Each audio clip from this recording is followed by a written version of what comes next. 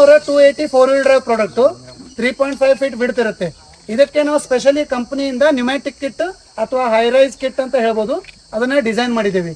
Specifically ಇದರ application ಏನಂದ್ರಪ್ಪ, ಎಲ್ಲ ರೈತರು ಎಡೆಕುಂಟಿ ಹೊಡೆಯೋದು ಅಥವಾ ಸ್ಪ್ರೇ ಮಾಡೋ ಅಪ್ಲಿಕೇಶನ್ಗೆ ಎತ್ತುಗಳನ್ನ ಬಳಸ್ತಾ ಇದ್ದಾರೆ ಅಥವಾ ಮ್ಯಾನ್ಯಲಿ ಸ್ಪ್ರೇ ಮಾಡ್ತಾರೆ.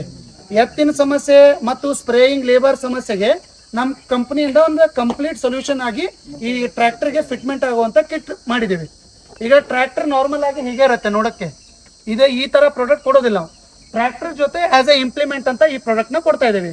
ಈಗ ರೈತರು ಯಾರಿಗೆ ಈ ಪ್ರಾಡಕ್ಟ್ ತೊಗೊತಾರೋ ಅದ್ರ ಜೊತೆ ಈ ಫುಲ್ ಒಂದು ಸೆಟ್ಟನ್ನು ತೊಗೊತಾರೆ. ಯಾವಾಗ ಅವ್ರಿಗೆ ಅವಶ್ಯಕತೆ ಇರುತ್ತೋ ಟ್ರ್ಯಾಕ್ಟರ್ನ ಹೈಟ್ ಮಾಡ್ಕೊಂಡ್ಬಿಟ್ಟು ಆ ಅಪ್ಲಿಕೇಶನ್ಗೆ ತಕ್ಕ ಹಾಗೆ ಯೂಸ್ ಮಾಡ್ಕೋತಾರೆ. ಮತ್ತೆ ಅಪ್ಲಿಕೇಶನ್ ಎಂಡ್ ಆದಮೇಲೆ ಗಾಡಿನ ಕೆಳಗೆ ಇಳಿಸ್ಕೊಂಡ್ಬಿಟ್ಟು ಅದರ ಅಪ್ಲಿಕೇಶನ್ ಪ್ರಕಾರ ಯೂಸ್ ಮಾಡ್ಕೊತಾರೆ. ಈ ಪೂರಾ ಕಿಟ್ಟಲ್ಲಿ ನಿಮಗೆ ಎಕ್ಸೆಲ್ ಅಸೆಂಬ್ಲಿ ಮತ್ತು ರೇರ್ ವೀಲ್ಸ್ ಬರುತ್ತೆ. ಇದ್ರ ಏನು ಅಡ್ವಾಂಟೇಜ್ ಅಪ್ಪ ಮೇನ್ ಆಗಿ ಅಂತಂದರೆ, ಎಲ್ಲ ಏರಿಯಾನಲ್ಲಿ ಅವ್ರವ್ರ ಪದ್ಧತಿ ಪ್ರಕಾರ ಬೇರೆ ಬೇರೆ ವಿಡ್ತಲ್ಲಿ ಕ್ರಾಪ್ನ ಸೋಯಿಂಗ್ ಮಾಡ್ತಾರೆ ಅಥವಾ ಬಿತ್ತನೆ ಮಾಡಿರ್ತಾರೆ. ಈಗ ಒಂದು ಊರಲ್ಲಿ 14 ಇಂಚು ಮಾಡ್ತಾರೆ, ಒಂದು ಊರಲ್ಲಿ 21 ಇಂಚ್ ಮಾಡ್ತಾರೆ, ಒಂದು ಊರಲ್ಲಿ 24 ಇಂಚ್ ಮಾಡ್ತಾರೆ. ಅವಾಗ ಏನಾಗುತ್ತೆ, ಇಂಥ ಟೈಮಲ್ಲಿ ವೇರಿಯೇಷನ್ ಇರೋದ್ರಿಂದ ಒಂದೇ ಟ್ರ್ಯಾಕ್ಟರ್ ಎಲ್ಲ ಕ್ರಾಪಲ್ಲಿ ಹೋಗೋಕ್ಕೆ ಸಾಧ್ಯ ಇರೋದಿಲ್ಲ. ಅವಾಗ ವಿಡ್ತ್ ಪ್ರಕಾರ ನಾವು ಅಡ್ಜಸ್ಟ್ಮೆಂಟ್ ಮಾಡ್ಕೋಬೇಕಾಗತ್ತೆ. ಅದಕ್ಕೆ ಸ್ಪೆಸಿಫಿಕ್ ಆಗಿ ಕಂಪನಿ ಅಡ್ಜಸ್ಟ್ಮೆಂಟ್ ಕೊಟ್ಟಿದೆ. ಈಗ 14 ಇಂಚ್ ಬಿತ್ತವರು ಅದರ ಪ್ರಕಾರ ಅಡ್ಜಸ್ಟ್ಮೆಂಟ್ ಮಾಡ್ಕೊತಾರೆ, 21 ಇಂಚ್ ಬಿತ್ತವರು ಅದರ ಪ್ರಕಾರ ಅಡ್ಜಸ್ಟ್ಮೆಂಟ್ ಮಾಡ್ಕೊತಾರೆ. ಈ ಆಕ್ಸಲ್ ಒಳಗಡೆ ಹೊರಗಡೆ ಸರಿದಾಡುತ್ತೆ. ಸೊ ಇದು ಫಸ್ಟ್ ಮೇಜರ್ ಪಾಯಿಂಟ್. ಅದಾದ ನಂತರ ವೀಲ್ ಬಿಡ್ತು. ಈಗ ಇದು ವೀಲ್ ಬಿಡ್ತು ಏನಿದೆ, ನಿಮಗೆ 5 to 6 ಇಂಚಸ್ ಅಷ್ಟೇ ಬಿಡ್ತಿರುತ್ತೆ. ಈಗ ಎಫ್ ಏನಿರುತ್ತಲ್ಲ, ಎಫ್ ತುಳಿತ ಹೇಗಿರುತ್ತೆ ಅದೇ ಸೇಮ್ ರೀತಿಯಲ್ಲಿ ತುಳಿಯುತ್ತೆ. ಈಗ ನಾರ್ಮಲ್ ಟ್ರ್ಯಾಕ್ಟರ್ ಟೈರ್ ನೋಡಿದ್ರೆ 8.5 ಇಂಚ್ 9 ಇಂಚ್ ಇರುತ್ತೆ. ಅದರಲ್ಲಿ ಕ್ರಾಪ್ ಡ್ಯಾಮೇಜ್ ಆಗೋ ಸಾಧ್ಯತೆಗಳು ಜಾಸ್ತಿ ಇರುತ್ತೆ. ಇದರಲ್ಲಿ ಕ್ರಾಪ್ ಡ್ಯಾಮೇಜ್ ಆಗೋ ಸಾಧ್ಯತೆಗಳು ಬಹಳ ಕಡಿಮೆ ಇರುತ್ತೆ. ಡ್ಯಾಮೇಜ್ ಆಗೋದು ಇನ್ನೂ ತಡಿಬೇಕಂತ ಹೇಳಿ ನಾವು ಕ್ರಾಪ್ ಡಿಫ್ಲೆಕ್ಟರ್ ಅಂತ ಮಾಡಿದ್ದೀವಿ. ಈಗ ಆಗಲೇ ದಿನೇಶ್ ಅವರು ಏನಂದ್ರು, ಕ್ರಾಪ್ ಸಣ್ಣದಿದ್ದವಾಗ ಸೀದಾ ಬೆಳೆಯುತ್ತೆ, ಗ್ರೋ ಆಗಾಗಿ ಹೆಂಗೆ ಕಾಳು ಹೂ ಬಿಡುತ್ತಲ್ಲ, ಬಿಡ್ತಲ್ಲಿ ಎಕ್ಸ್ಪಾಂಡ್ ಪಡ್ಲು ಹೊಡೆಯೋದು ಅಂತ ಹೇಳ್ತಾರೆ. ಸೊ ಹೆಂಗೆ ಅವಾಗ ಹತ್ರ ಹೋಗುತ್ತಲ್ಲ, dividing application spraying application most probably 2 months ಮಟನೂ ಮಾಡ್ತಾರೆ, 2 ತಿಂಗಳ ಮಟನೂ ಇರುತ್ತೆ. ಅವಾಗೂ ಏನಾಗುತ್ತೆ, ನಾವು ಸ್ಪ್ರೇ ಹೊಡಿಬೇಕಾಗತ್ತೆ. ಅವಾಗ ಕ್ರಾಪ್ ಡಿಫ್ಲೆಕ್ಟರ್ನ ಫಿಟ್ ಮಾಡ್ಕೊಂಡ್ರೆ ನಿಮ್ಮ ಕ್ರಾಪನ್ನ ಆಟೋಮೆಟಿಕ್ಲಿ ಗಾಡಿ ಫೋರ್ಸಲ್ಲಿ ಮೂವ್ಮೆಂಟ್ ಆಗ್ಬೇಕಾದ್ರೆ ಆ ಕಡೆ ಈ ಕಡೆ ತಳ್ಳುತ್ತೆ. ಸೊ ಟೈರ್ ಈಸಿಯಾಗಿ ಪಾಸ್ ಆಗುತ್ತೆ. ಸೊ ಕ್ರಾಪ್ ಡ್ಯಾಮೇಜು ಕಡಿಮೆ ಆಗಿರುತ್ತೆ. ಆಮೇಲೆ ನಿಮಗೆ ಕ್ರಾಪಿಂದ ಏನು ಹೂಗಳಿರುತ್ತಲ್ಲ ಅವು ಉದುರೋದು ಸಾಧ್ಯತೆ ಕಡಿಮೆ ಇರುತ್ತೆ. ಈಗ ಕಂಪ್ನಿಯಿಂದ ಸ್ಪೆಸಿಫಿಕ್ ಆಗಿ ಹಿಂದ್ಗಡೆ ಟೈರ್ ದೊಡ್ಡದಾಗ್ದವಾಗ ಎಕ್ಸ್ಟ್ರಾ 3 ಪಾಯಿಂಟ್ ಲಿಂಕೇಜು ಅಥವಾ ಟಾಪ್ ಲಿಂಕ್ ಇವನ್ನು ಎಲ್ಲ ನಾವು ಕೊಡ್ತಾ ಇದ್ದೀವಿ. ಇದು 2 ಸಿಲಿಂಡರ್ ಇಂಜಿನ್ ಬರುತ್ತೆ. ಸ್ಪೆಸಿಫಿಕಲಿ ನ್ಯೂಮ್ಯಾಟಿಕ್ ಕಿಟ್ ಅಥವಾ ಹೈರೈಸ್ ಕಿಟ್ ಅಥವಾ ಏನು ಚಕ್ಕಡಿ ಗಾಲಿ ಅಂತ ಹೇಳ್ತಾರೆ, ಈ ಪ್ರಾಡಕ್ಟ್ನ 250 ಮತ್ತು 280 ಮಾಡಲ್ಸ್ 2-wheel ಡ್ರೈವ್ ಹಾಗೂ 4-wheel ಡ್ರೈವ್ಗೆ ಡಿಸೈನ್ ಮಾಡಿದ್ದೀವಿ. ಈ ಮಾಡಲ್ಸ್ ಮೇಲೆ ತುಂಬ ಚೆನ್ನಾಗಿ ಎಫಿಷಿಯನ್ಸಿಯಿಂದ ವರ್ಕ್ ಆಗುತ್ತೆ. ಮತ್ತು ತಮ್ಮ ಹತ್ರ ಏನಾದ್ರು ಕ್ವಶನ್ಸ್ ಇದ್ರೆ ಕೇಳಿ. ಒಂದು ನಮ್ಮ ಇವ್ರಿಗೆ ಕ್ವಶನ್ ಬರ್ತಿಲ್ಲ, ಆದ್ರೆ ನನಗೆ ಕ್ವಶನ್ಸ್ ಲೋಕಲ್ ನ್ಯೂಮೆಟಿಕ್ ಕಿಟ್ಟು ಮತ್ತೆ ನಮ್ ನ್ಯೂಮೆಟಿಕ್ ಏನ್ ಡಿಫ್ರೆನ್ಸ್ ಅಂತ. ಓಕೆ, ಈಗ ನೀವು ಎಲ್ಲರೂ ರೈತಾಪಿ ಫ್ಯಾಮಿಲಿಯಿಂದ ಇದ್ದೀರಿ. ಲೋಕಲ್ ಜುಗಾಡ್ ಅಥವಾ ಲೋಕಲ್ ಅಲ್ಟ್ರೇಷನ್ಸ್ ಅಥವಾ ಚೈನಾ ವೀಲ್ಸ್ ಈ ರೀತಿ ಎಲ್ಲಾನು ನೋಡಿದ್ರಿ, ಅಥವಾ ಐರನ್ ವೀಲ್ಸ್ ಅಂತ ಹಾಕ್ತಾರೆ. ಏನು ಡಿಫ್ರೆನ್ಸ್ ಅದಪ್ಪ ಅಂತಂತಂದ್ರೆ, ಆ ವೀಲ್ಸ್ ಬಳಸೋದ್ರಿಂದ ಇಂಥ ದೊಡ್ಡ ಗಾಲಿ ಹಾಕಿರ್ತಾರೆ, ನೀವೆಲ್ಲ ನೋಡಿರ್ಬೋದು.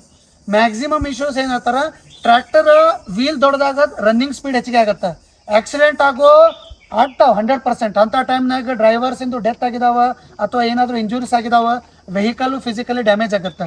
ಇದು ಇಂಪ್ಲಿಮೆಂಟ್ ಮಾಡೋದ್ರಿಂದ ಏನಾಗುತ್ತೆ, ಅಂಥ ಇಶ್ಯೂಸ್ ಬರೋದಿಲ್ಲ ಫಸ್ಟ್ ಆಫ್ ಆಲ್.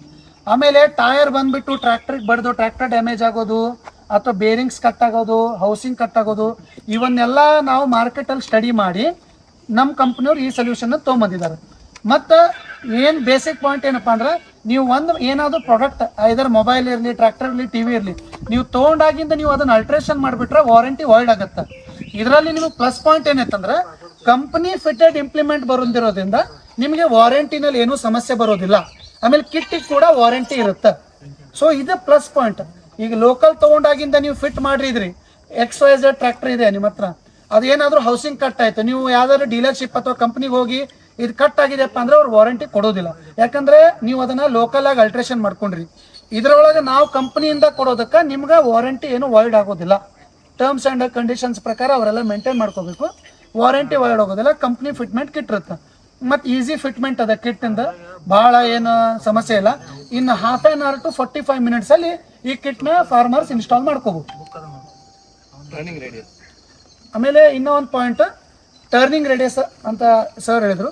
ಈಗ ಗಾಡಿನ ಏನಾಗುತ್ತೆ, ಡಿ ವಿಡಿಂಗ್ ಅಪ್ಲಿಕೇಶನ್ ಮಾಡ್ಬೇಕಾದ್ರೆ ಈಗ 4 ಸಾಲ ಎಡೆ ಕುಂಟೆ ಹೊಡೆದಾಗಿಂದ ಪಕ್ಕದ ಸಾಲಿಗೆ ಎಡೆ ಕುಂಟೆ ಹೊಡೆಯಕ್ಕೆ ಹೋಗ್ಬೇಕು. ದೊಡ್ಡ ವೀಲ್ಸ್ ಇದ್ದಾಗ ಏನಾಗುತ್ತೆ, ಗಾಡಿ ಟರ್ನ್ ಆಗೋದಿಲ್ಲ, ವೀಲ್ಸ್ ಬಾಡಿಗೆ ಬಿಡೋದಾಗುತ್ತೆ. ಸೊ ಈ 4 ಸಾಲ ಹೊಡೆದಾಗಿಂದ ಮತ್ತೊಂದು 8 ಸಾಲ ಬಿಟ್ಟು ನೆಕ್ಸ್ಟ್ ಹೊಡಿಬೇಕು, ಆಮೇಲೆ ವಾಪಸ್ ಹಿಂಗೆ ಬರಬೇಕು. ಸೊ ಆ ಸಿ ಪ್ಯಾಟರ್ನ್, ದೊಡ್ಡದು ಸಿ ಪ್ಯಾಟರ್ನ್ ಹೋಗ್ತಾರೆ. ಇದ್ರೊಳಗೆ ಏನಾಗುತ್ತೆ, ನಮ್ಮ ಕಂಪ್ನಿದು ಟರ್ನಿಂಗ್ ರೇಡಿಯಸ್ ಮ್ಯಾಕ್ಸಿಮಮ್ ಅದ, ವೀಲ್ ಬಡಿಯೋದಿಲ್ಲ. ಸಿಂಗಲ್ ಬ್ರೇಕ್ ಹಾಕೊಂಡು ನೆಕ್ಸ್ಟ್ 4 ಸಾಲಿಗೆ ಹೋಗಿನೂ ಕಂಟಿನ್ಯೂ ಮಾಡ್ಕೋಬೋದು, ಹೊಳ್ಳೋದು ಅವಶ್ಯಕತೆ ಇರೋದಿಲ್ಲ. ಹಾಂ, ಯು ಪ್ಯಾಟರ್ನ್ ಒಳಗೆ ಬಂದ್ಬಿಡುತ್ತೆ. ಸಿ ಪ್ಯಾಟರ್ನ್ ಬದಲು ಯು ಪ್ಯಾಟರ್ನ್ ಒಳಗೆ ಈಸಿಲಿ ನೀವು ಅಲ್ಲೇ ಸಿಂಗಲ್ ಬ್ರೇಕ್ ಹಾಕೊಂಡು ಟರ್ನ್ ಮಾಡ್ಕೊಂಡು ಇದು ಮಾಡ್ಕೋಬೋದು. ನಿಮ್ಮ ಡೀಸೆಲ್ ಎಫಿಷಿಯನ್ಸಿನೂ ಬರುತ್ತೆ. ಮತ್ತು ಮೇಜರ್ ಏನಪ್ಪ ಅಂತಂದ್ರೆ, ನಾವೀಗ ಮಾಡಿದ್ದೆ ಸ್ಪ್ರೇಯಿಂಗಿಗೆ ನಾರ್ಮಲ್ ವೀಲ್ಸಿಗೆ, ನಮ್ಮ ವೀಲ್ಸಿಗೆ ಡೀಸೆಲ್ ಎಫಿಷಿಯನ್ಸಿ ಚಲೋ ಕೊಡುತ್ತೆ ನಿಮ್ಗೆ, ಮತ್ತು ಮೇಂಟೆನೆನ್ಸ್ ಒಳಗೂ ಇಶ್ಯೂ ಇಲ್ಲ. ಆಮೇಲೆ ಸ್ಪೆಸಿಫಿಕ್ ಆಗಿ ನಾವು ಇವು ಹಿಂದಿನ ಟೈರ್ಸ್ ಏನರ ಟ್ಯೂಬ್ಡ್ ಟೈರ್ಸ್ ಕೊಟ್ಟೀವಿ. ಏನಪ್ಪ ಅಂದ್ರೆ ಶಾಕ್ ಅಬ್ಸರ್ವ್ ಮಾಡ್ತಾವೆ. ಯಾಕಂದರೆ ಟ್ರ್ಯಾಕ್ಟ್ರಿಗೆ ಬೇಸಿಕ್ಲಿ ಶಾಕ್ ಅಬ್ಸರ್ವರ್ ಇರೋದಿಲ್ಲ. ಆಮೇಲೆ ಹಿಂದೆ ಸ್ಪ್ರೇಯರ್ ಹಾಕಿದವಾಗ ಅದೊಂದು 300-350 kg ವೇಟ್ ಇರುತ್ತೆ. ಸೊ ಶಾಕ್ ಅಬ್ಸರ್ವ್ ಕೊಡೋದ್ರಿಂದ ಆಕ್ಸಲ್ ಮೇಲೆ, ಬೇರಿಂಗ್ಸ್ ಮೇಲೆ ಲೋಡ್ ಏನಿರುತ್ತಲ್ಲ ಅದು ಡೆಸಿಪಿಟೇಟ್ ಆಗುತ್ತೆ, ಡ್ಯಾಂಪ್ ಆಗುತ್ತೆ. ಸೊ ಫಾರ್ಮರ್ ಯಾರು ಗಾಡಿ ಹೊಡ್ತಿರ್ತಾರೆ ಅವ್ರಿಗೂ ಕಂಫರ್ಟೇಬಲ್ ಆಗಿ ಫೀಲ್ ಆಗುತ್ತೆ. ಇದು ಟ್ರ್ಯಾಕ್ಟರ್ ವೇಟ್ ಬಂದುಬಿಟ್ಟು 900-950 kg ಇರುತ್ತೆ, depending upon 2 wheel drive and 4 wheel drive. ಇಂಪ್ಲಿಮೆಂಟಿಂದ ಓವರ್ ಆಲ್ ವೇಟ್ ಕನ್ಸಿಡರ್ ಮಾಡಿದ್ರೆ 240 kg to 250 kg ಆಗುತ್ತೆ, depending upon 4 wheel drive and 2 wheel drive. ನೀವು ಯಾವ ಮಾಡಲಿಗೆ ಅಳವಡಿಸ್ಕೊತೀರಿ ಅದ್ರ ಮೇಲೆ 10-20 kg ವೇರಿಯೇಷನ್ ಇರುತ್ತೆ. ಸೊ 2 ಎತ್ತಿಂದ ಏನು ವೇಟ್ ಬರುತ್ತೆ 1 ಟನ್ ಮಟ, ಯೂಶಲಿ ಒಂದೊಂದು ಎತ್ತ 300-500 kg ಮಟ ಇರ್ತಾವೆ. ಸೊ 2 ಎತ್ತಪ್ಪ ಅಂದ್ರೆ ಸುಮಾರು 1 ಟನ್ ಮಟ ಬರುತ್ತೆ. ನಮ್ಮ ವೆಹಿಕಲ್ಲು ನಿಯರ್ಲಿ ಆ ವೇಟ್ ಇದ್ರೊಳಗನ ಬರುತ್ತೆ. ಈಗ ಅವೈಲೇಬಲ್ ಇದೆ. ನೀವು ಆರ್ಡರ್ ಪ್ಲೇಸ್ ಮಾಡಿದ್ರಪ್ಪ ಅಂತಂದ್ರೆ ನಿಮ್ಮ ಮಾಡೆಲ್ ಸ್ಪೆಸಿಫಿಕ್ ಆಗಿ ನಾವು ಅದನ್ನ ಮ್ಯಾನುಫ್ಯಾಕ್ಚರ್ ಮಾಡಿ ಸಪ್ಲೈ ಮಾಡ್ತೀವಿ. ಆಲ್ ಓವರ್ ಕರ್ನಾಟಕ ಎಲ್ಲ ಕಡೆ ಅವೈಲೇಬಲ್.